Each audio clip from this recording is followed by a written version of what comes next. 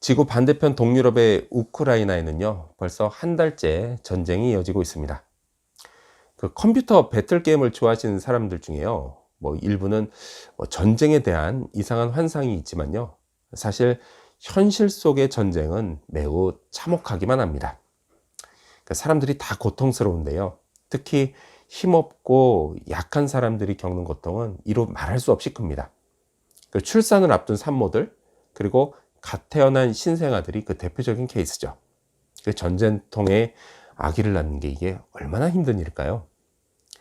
저희 어머님은요, 1950년 7월에 태어나셨습니다. 그러니까 한국 전쟁이 막 터지고 얼마 후죠. 예. 자, 저희 외가가 있던 지역은요, 이미 북한군의 손에 넘어갔습니다. 그런 와중에 외할머니가 어머니를 낳으셨는데요. 그때 혹시 들키지는 않을까 걱정이 돼서 밤에 불빛이 새나가지 않도록 창문을 볏짚 거적으로 가리고 우리 어머니를 낳으셨다라는 이야기를 들은 적이 있습니다. 전쟁통에 먹을 걸 구하기도 어려웠을 텐데요, 정말 여러모로 참 힘드셨을 겁니다. 자, 지금 우크라이나의 상황도 이와 비슷합니다. 러시아군이 무차별 표격을 하면서요, 심지어 병원에도 포탄이 날아든다고 합니다. 그래서요, 한 젊은 산모는 포탄이 떨어지는 도시 한복판을 차로 달려서 겨우겨우 병원에 도착했습니다. 하지만요, 얼마 후에 공습 사이렌이 울리고 구소련 시대에 만들어진 지하 대피소, 거기로 몸을 옮겼는데요, 그만 거기에서 양수가 터지는 바람에 그냥 급히 출산을 하게 됐다고 합니다. 자, 그때 당시에 그 상황을 회상하면서요, 그녀가 이런 말을 했습니다.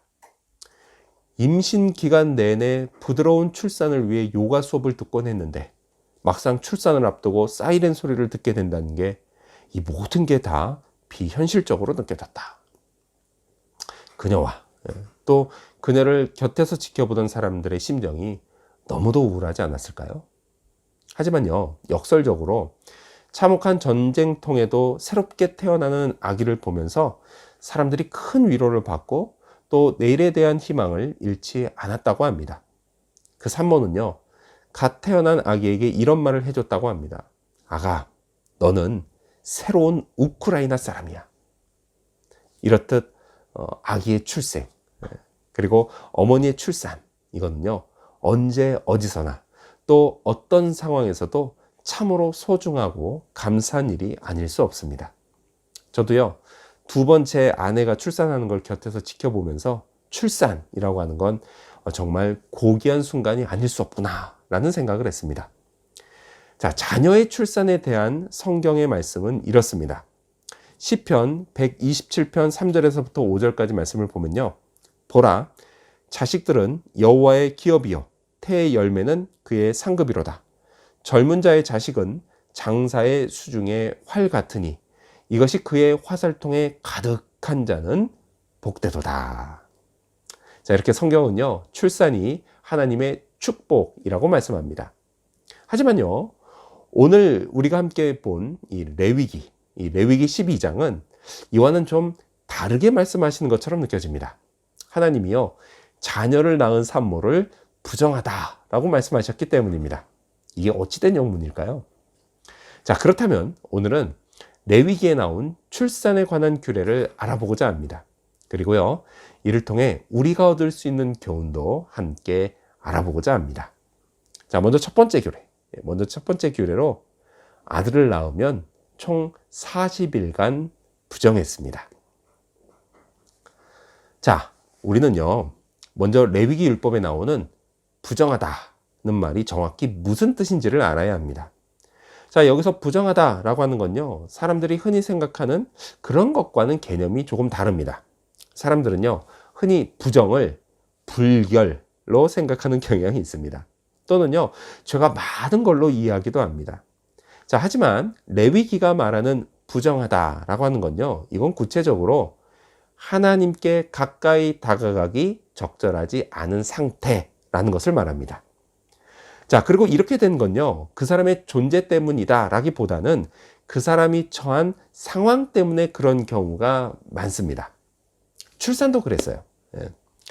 자, 산모를 부정하다라고 하는 이유는요, 그녀가 아기를 낳은 여자이기 때문이 아니라, 출산은요, 분명 뭐라고요? 하나님의 축복입니다. 그게 아니라 뭐예요? 자, 그런데도 왜 부정하다라고 말을 하느냐? 그건요, 여자가 출산을 할 때 피를 많이 쏟기 때문입니다. 자, 바로 이런 상황 때문에 산모를 부정하다라고 하는 것입니다. 자, 오늘 본문 레위기 12장 2절 말씀을 보면요.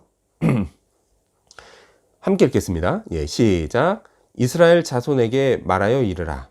여인이 임신하여 남자를 낳으면 그는 이레 동안 부정하리니 곧 월경할 때와 같이 부정할 것이며. 아멘.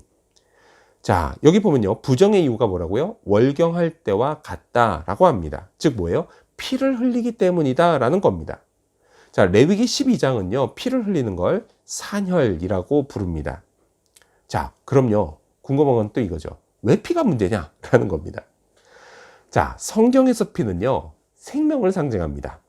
우리 11절 말씀도 같이 읽어볼까요? 네, 읽습니다. 17장 11절이에요. 시작. 육체의 생명은 피에 있음이라. 또 레위기 17장 14절 말씀 읽겠습니다. 시작. 모든 생물은 그 피가 생명과 일체라. 그렇죠? 성경은 생명과 피가 하나다라는 이야기를 합니다. 실제로도 그렇지 않습니까? 그러니까 사람이요, 숨을 못 쉬어도 죽습니다. 그렇게 죽지만 또요, 피를 많이 흘려도 죽습니다. 예. 자, 이렇게 피는요, 생명하고 직결되어 있습니다. 자, 이 피가 몸에서 빠져나올 때 인간은요, 불완전한 상태가 됩니다. 그래서 인간에게 생명을 주신 창조주 하나님이 그 사람을 부정하다라고 하는 것입니다.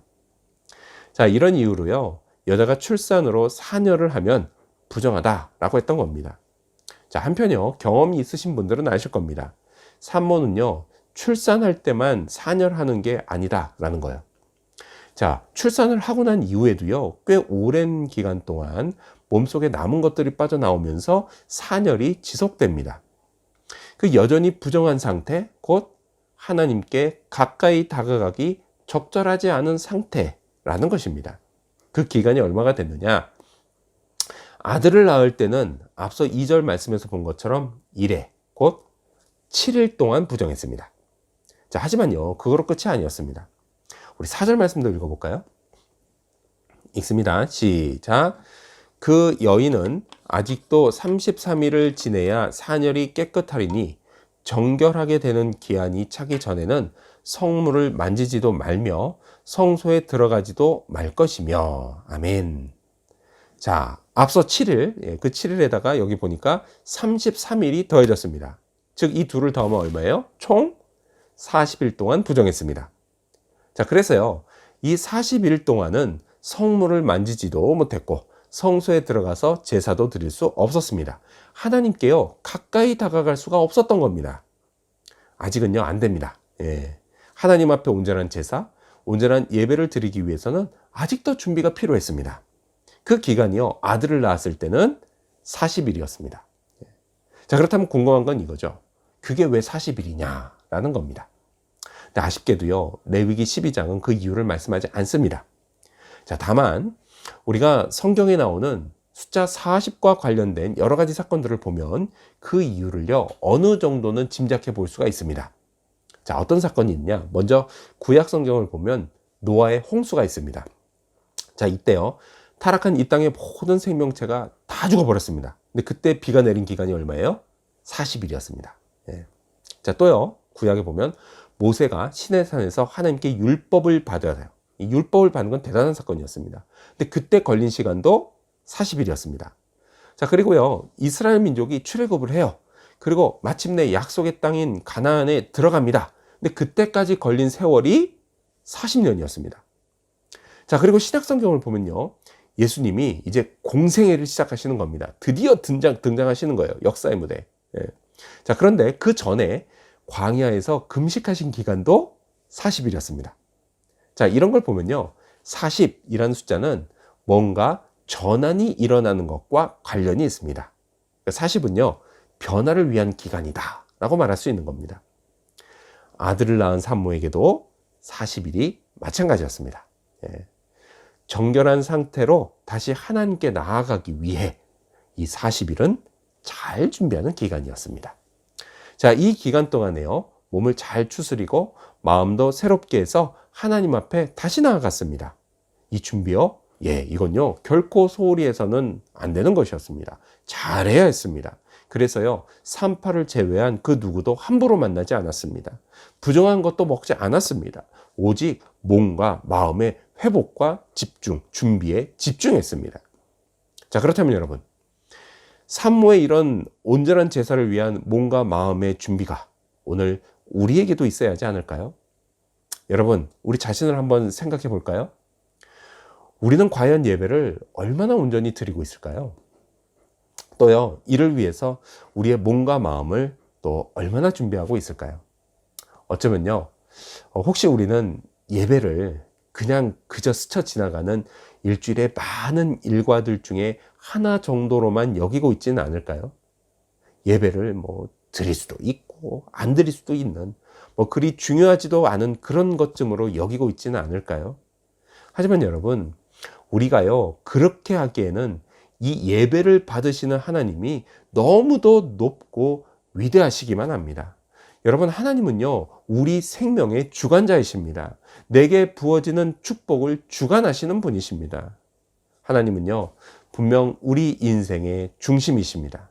따라서 그분께 드리는 예배도 우리 삶의 중심이 되어야 합니다. 그게 마땅합니다. 마땅할 뿐 아니라 그것이 우리 자신에게도 좋은 겁니다. 우리가요, 몸과 마음을 잘 준비해서 예배 드릴 때 하나님은 이런 우리의 예배를 기뻐 받으시고 축복하십니다. 우리에게 힘과 지혜를 주시고 은혜와 능력을 더하십니다. 성령을 부어 주십니다. 저는요, 저와 여러분 모두가 이런 온전한 예배를 드리는 온전한 예배자들이 되기를 원합니다. 예배가 우리 삶의 중심이 되고 그 위에 부어지는 하나님의 축복을 경험하기를 바랍니다. 비록 이번 주일 예배 환경은 온라인이지만 몸과 마음은 여느 때와 똑같이 잘 준비되어 드리는 그런 예배가 되기를 바랍니다. 이를 통해서 하나님 앞에 한 걸음 더 가까이 다가가는 저와 여러분이 되시기를 축원합니다. 계속해서 두 번째 규례. 두 번째 규례는 딸을 낳으면 총 80일간 부정하다는 것입니다. 딸을 낳으면 총 80일간 부정합니다. 자, 우리 5절 말씀을 읽어볼까요? 5절입니다. 시작. 여자를 낳으면 그는 2일에 동안 부정하리니 월경할 때와 같을 것이며 사녀리 깨끗하게 되면 66일을 지내야 하리라. 아멘. 자, 1회가 7일이라고 했죠? 그러니까 2일에는 14일이 됩니다. 자, 거기에 66일을 더하면 총 80일이 됩니다. 여러분, 이건요, 아들을 낳을 때 그 기간 40일보다 2배나 더 긴 기간입니다.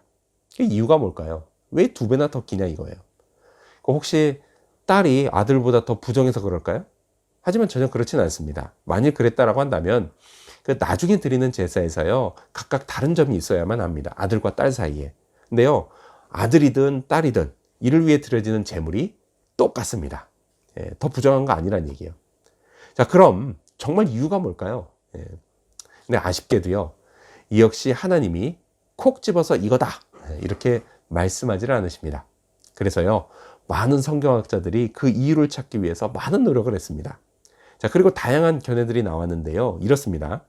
자, 먼저 첫 번째 견해는 태초에 인간이 타락할 때 그때 죄가 여자를 통해서 들어왔다, 그것 때문이다 라는 견해입니다. 그래서요, 하나님이 인간을 태어날 때부터 죄인이라는 사실을 더 깊이 생각하라고 그렇게 하셨다라는 겁니다.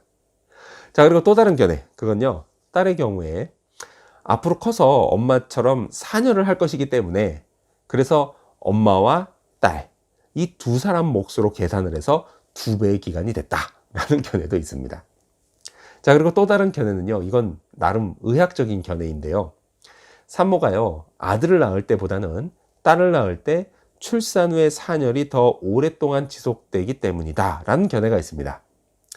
근데 제가 생각을 해봤거든요. 물론 저는 둘 다 아들이지만 그래도요, 2배까지 늘리기에는 이건 좀 너무한 것 같긴 합니다. 자, 그리고 마지막 견해가 뭐냐? 마지막 견해는 이 당시요, 이스라엘 문화와 관련이 있어요. 자, 우리나라와 마찬가지로 이스라엘도요, 남아 선호 사상이 있습니다. 그래서 아들을 기대했는데 이게 막상 딸이 태어난 거예요. 그랬으니 얼마나 낙심했겠습니까? 그래서 그 낙심한 산모에게 위로의 시간을 좀 더 많이 준 거다라고 하는 견해도 있습니다. 자, 그런데요, 이것들 중에 뭐가 정확히 맞는지 그건 사실 아무도 모릅니다. 하지만요, 분명한 게 있습니다. 그게 뭐냐? 그건 바로 하나님이 회복의 시간을 더 많이 주셨다라는 사실입니다. 남아 선호 사상이 있는 문화요. 그런 문화에서는요, 대체로 딸을 낳을 때보다는 아들을 낳을 때 더 잘해줍니다. 근데 하나님은 반대로 하셨어요.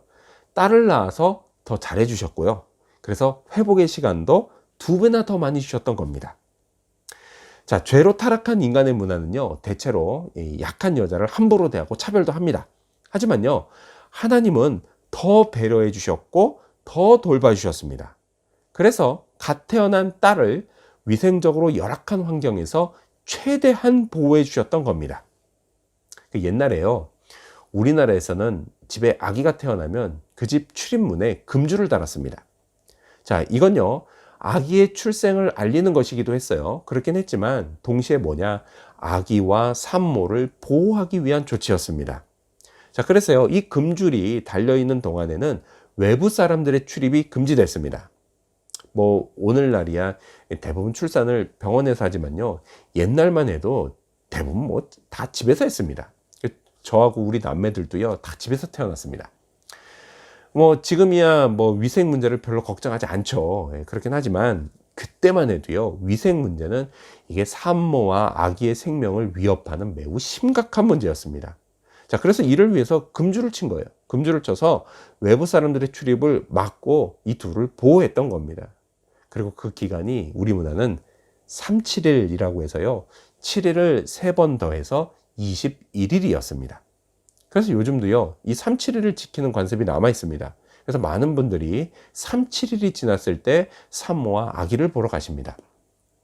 자, 그런데 하나님이 이스라엘 여자들에게는 이 기간을 더 후하게 주셨습니다. 아들을 낳은 산모는 40일을 주셨고 딸을 낳은 산모는 80일을 주셨습니다. 완전히 회복될 수 있는 넉넉한 시간을 주셨던 겁니다. 더욱이 딸을 낳은 산모는 2배나 더 주셨습니다. 2배나 더 주셨어요. 자, 이런 사실을 통해서 우리는요, 하나님이 약한 자를 더 배려해 주시는 분이다 라는 것을 알 수 있습니다. 그렇습니다. 하나님은 약한 자를 돌보십니다. 산모와 갓난아기처럼 신체적으로 약한 사람들뿐만이 아니라 마음이 약한 사람들도 돌봐주십니다. 우리 인간은요, 마음이 약한 사람을 그냥 곧잘 타박합니다. 아니, 그렇게 겁이 많아서 뭘 할 수 있겠냐, 뭐 이렇게 핀잔을 합니다. 하지만 하나님은요, 반대로 하세요. 격려해 주십니다. 힘을 내라고 북돋아 주십니다. 더 세심하게 신경 써 주십니다. 때로는요, 직접 손을 잡아 일으켜 주시고 또 옆에서 함께 걸어가 주십니다. 그것도요, 결코 서두르지 않으세요. 서두르지 않으시고 우리가 충분히 회복될 수 있도록 충분한 시간을 주시면서 그렇게 하십니다. 여러분, 하나님은요, 인내심이 참 많으십니다. 우리의 몸과 마음이 회복되고요, 영혼이 회복될 수 있도록 참고 인내하시면서 우리를 기다려 주십니다. 우리가요, 잠시 하나님을 잊어버리고 살아도 하나님은 우리를 향해 벌리신 팔을 여전히 거두지 않고 계십니다. 우리가 다시 하나님 품에 안겨서 완전히 회복될 때까지 기다려 주십니다. 우리가요, 살다 보면 가끔 하나님을 떠나 방황할 때가 있습니다. 그렇지 않다고요? 뭐 어떤 분은 이렇게 말씀하시더라고요. 아유, 저는 하나님만 잠시 떠났을 뿐이지 방황하는 건 아니에요. 하지만 여러분, 우리가 하나님을 떠나는 그 순간 우리의 방황은 이미 시작된 겁니다. 왜요? 하나님과 동행하지 않는 인생의 걸음은요, 마치 목표를 잃고 허공을 헤매는 미사일과 같습니다. 그 미사일이요, 언제 어디서 터질지만 모를 뿐이죠, 반드시 오발사고가 나서 터지게 되어 있습니다. 그리고 그것이요, 우리 인생에서는 다양한 종류의 아픔과 슬픔, 시련과 고통으로 나타나는 것입니다. 따라서 여러분, 오래 인내하시며 나를 참고 기다려주시는 하나님, 내게 회복의 시간과 새로운 기회를 충분히 주시는 하나님, 나를 향한 사랑을 여전히 거두지 않고 계시는 하나님, 우리 하나님께 다시 돌아가시기를 바랍니다. 하나님 안에서 안식을 누리며 영혼을 회복하시기 바랍니다. 또한 동행하는 인생의 걸음도 멈추지 말고 계속 잘 걸어가시기 바랍니다. 하나님은요, 연약한 저와 여러분을 결코 잊지 않으십니다. 우리의 연약함을 이해하시고 배려하시고 돌보십니다. 이 사실을 잊지 않고 하나님을 붙잡고 의지하며 사는 저와 여러분이 되시기를 축원합니다. 마지막 세 번째 규례. 마지막 세 번째 규례. 기한이 차면 번제와 속죄제를 드렸다라는 것입니다. 마지막 세 번째로 기한이 차면 번제와 속죄제를 드립니다. 우리 6절 말씀을 읽겠습니다. 아들이나 딸이나 정결하게 되는 기한이 차면 그 여인은 번제를 위하여 1년 된 어린 양을 가져가고 속죄제를 위하여 집비둘기 새끼나 산비둘기를 회막문 제사장에게로 가져갈 것이요. 아멘. 자, 먼저 속죄제는요, 부정한 상태를 깨끗하게 씻는 것을 의미했습니다. 그래서 속죄제는 정결제라고도 불렀습니다. 자, 여기서 중요한 건요, 부정한 상태, 곧 하나님께 가까이 다가가기 적합하지 않은 상태, 이건요, 그냥 시간이 지난다고 해결되는 게 아니다 라는 사실입니다. 부정함, 그건요, 반드시 하나님 앞에 나와 속죄 제사를 드려야 정결해졌습니다. 여러분, 이것이요, 우리가 예배의 자리로 나와야 하는 이유입니다. 종종 사람들이 하나님한테서 멀어져서요, 영혼이 방황하고 삶이 망가질 때가 있습니다. 자, 그런데 이런 문제는요, 그냥 시간이 지난다고 해결되지 않습니다. 오히려 시간이 지날수록요, 해결되기 더 어려워집니다. 점점 더 바닥으로 떨어집니다. 그러다가 나중에는요, 하나님을 완전히 떠나기도 합니다. 그러면 좋나요? 아니죠. 진정한 행복은요, 우리가 행복의 근원이신 하나님과 함께 있을 때만 누릴 수 있습니다. 따라서요, 다시 하나님께 가까이 다가가고 영혼이 회복되기 위해서는 반드시 예배의 자리로 다시 나와야만 합니다. 하지만요, 인간의 심리는 늘 반대로 하려고 합니다. 먼저 회복이 좀 되면 그때 예배를 다시 나가야지, 이런 생각을 한다라는 겁니다. 근데 그 마음은요, 사실 저도 공감이 됩니다. 공감이 돼요. 하지만 그렇다고 해서요, 그게 맞다는 건 아닙니다. 성경이 우리에게 보여주는 순서가 있습니다. 그 순서는 우리의 이런 생각과는 정반대예요.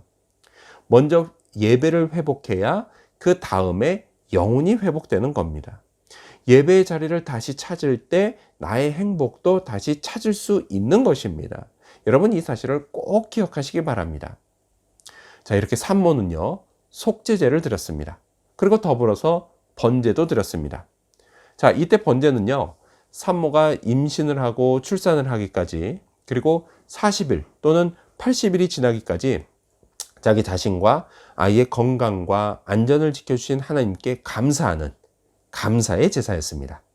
자, 그리고요, 이 아이를 하나님의 백성으로 잘 양육하겠습니다 라고 다짐하는 헌신의 제사이기도 했습니다. 자, 다시 말씀드리지만요, 이렇게 이때 드려지는 제물은 뭐 그 아이가 아들이든 딸이든 똑같았습니다. 하나님은요, 결코 남녀를 차별하지 않으십니다. 모두 똑같이 하나님의 백성으로 품고 사랑하십니다. 하나님은요, 이때만 그러신 게 아니었습니다. 첫사람 아담, 그리고 하와 때도 마찬가지였습니다. 여러분, 하나님이 뭐 아담만 사랑하시고 하와는 사랑하지 않으셨습니까? 아니면요, 뭐 하와보다 아담을 더 사랑하셨습니까? 절대 그렇지 않습니다. 하나님은요, 똑같이 사랑하셨습니다. 왜요? 인간은 누구나 남녀 모두 다 하나님의 형상으로 지어졌기 때문입니다. 자, 따라서요, 하나님은 남녀를 차별하고 또 남녀를 갈라 서로 대립하게 만든 일에 진노하십니다. 근데 이와는 반대로 남녀의 성적인 차이를 인정하고 서로가 서로를 배려하는 것을 축복하십니다. 또한요, 부부가 주 안에서 연합하여 한 몸을 이루려는 노력도 축복하십니다. 저는요, 저와 여러분, 주 안에서 형제 자매가 된 우리가 이 같은 축복을 충만하게 누리게 되기를 소망합니다.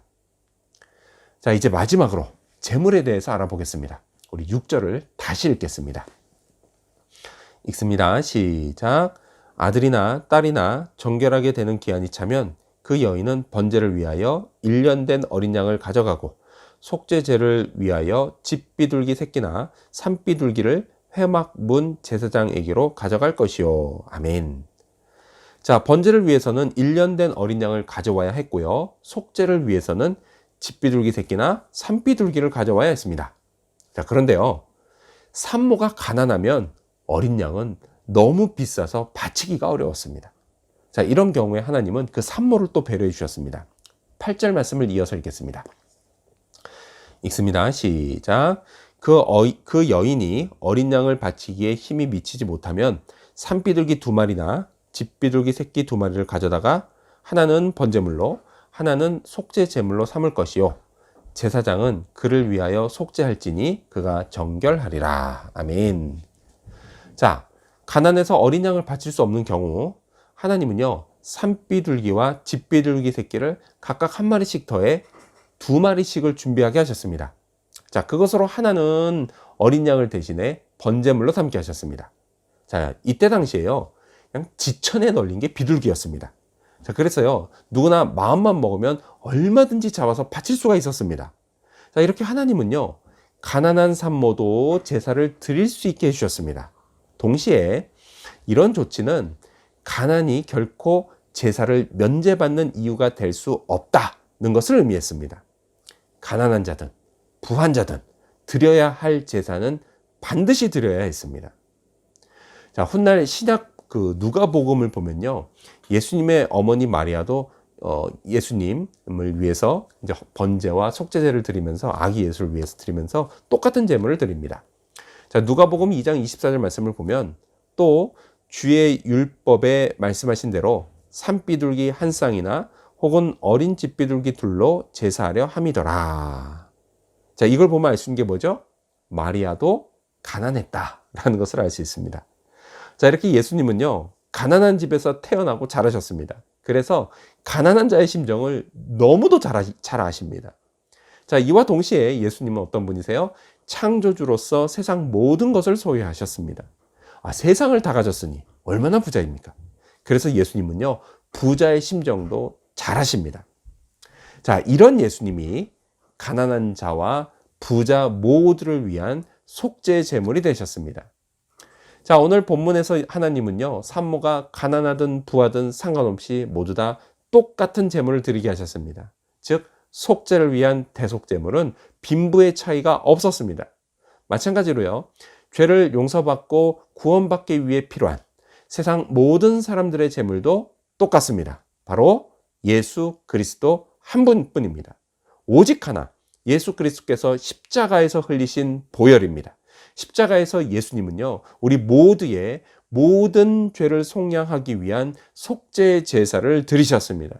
이 사실을 믿는 사람은 죄에서 구원을 받습니다. 그리고 거듭납니다. 다시 태어납니다. 저와 여러분이요, 바로 이 믿음으로 거듭났고 다시 태어났습니다. 그렇다면 이제 우리에게 필요한 건요, 우리를 영적으로 다시 태어나게 하신, 완전히 새롭게 하신 하나님께 감사하는 것입니다. 하나님께 더욱 가까이 다가가는 것입니다. 헌신을 다짐하고 정결함을 재확인하는 것입니다. 그것이 바로 예배입니다. 우리가 예수 그리스도의 십자가의 보혈을 힘입어 예배하는 겁니다. 성령의 충만함을 구하며 영과 진리로 예배하는 겁니다. 내 영혼에 안식을 주시고 또 내 몸과 마음을 회복시키시고 다시 일어서게 하시는 하나님, 그 하나님을 온전히 예배하는 것입니다. 예배가요, 우리 삶의 중심이 되기를 바랍니다. 예배에 더욱 집중하기를 바랍니다. 기쁨으로 예배드리고 예배드림으로 새 힘을 얻기를 바랍니다. 하나님은요, 오늘도 예배하는 자를 찾으십니다. 예배자를 돌보시고 축복하십니다. 저와 여러분, 그리고 우리 지구촌 교회 모든 성도들이 바로 그 사람이 되기를 우리 주님의 이름으로 축원합니다. 기도하겠습니다.